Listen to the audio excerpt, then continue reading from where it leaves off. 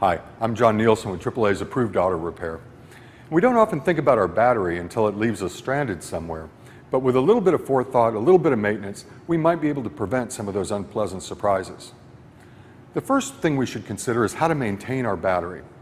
And let's just start with the beginning. We're going to want to make sure that our battery terminals are clean. Now, the right way to do this is to actually remove the battery terminal from the battery and use a battery post cleaner to clean up any of the lead surfaces and make sure that they're bright and shiny, that there's no corrosion, that they don't look dull. Because it's those dull surfaces that build up resistance and keep our battery from working at peak efficiency. When you clean them, you want to make sure you clean both the battery and the battery cable. Now, once those are clean, we want to look at the battery and clean up any corrosion that may be on there. And to do that, we can use a battery cleaner. And really what we're doing is neutralizing the acid buildup on the battery. So a cleaner will work, but even a can of cola can actually remove some of the corrosive deposits on the battery. Now, we want to make sure that the battery cables are tight. And to do that, grab down, give them a wiggle. If the cable is moving, it's a sign that things aren't tight and you're liable to end up with a car that won't start. So this really isn't too complicated, and most of us can do this ourselves. Simply tighten up the cable where it joins the battery. If you're uncomfortable with this, take it to a repair shop. They can quickly do the service for you. But once the battery terminals are clean and tight, we want to make sure that they're protected. And to do that, we'll use an actual protectant that's made for the battery. And what this does is prevents the oxygen from getting around the battery terminals and starting to corrode or age the battery terminals and keeps things lasting longer.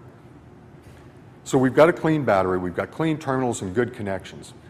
The next thing is to make sure that our battery is properly installed, and just reach down and grab the battery itself and give it a quick shake. If the battery moves around when you grab a hold of it, that's a sign that something's wrong, that the hold down itself is not in good shape. And this is important because you can just imagine accelerating or braking and having that battery move around. It wouldn't take a whole lot to actually start to short something out and cause a problem for you. If you take a look at it, you should be able to see where the hold down is and be able to tighten it up. Again, if there's any doubt, a professional repair shop can do this quickly for you.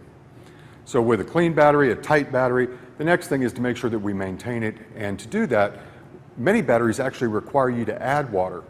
So take a look at your battery. If it says maintenance free, there really is no place to add water, and you don't need to worry about this part. But a number of batteries actually require the addition of water to keep them in peak operating condition. So on batteries that you can maintain, you want to remove the caps with a flat blade screwdriver and top off the battery with water.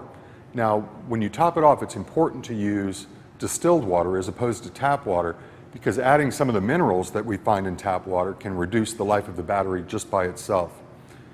So if you have a battery that you can maintain and top off with water, it's important to check it at least once a month, and it's doubly important to do that in the hot months, which is typically when we'll see the greatest evaporation from the battery. So by paying attention to your battery on occasion and actually spending a couple minutes to make sure everything's in good shape, we can go a long way towards preventing some of those unpleasant surprises.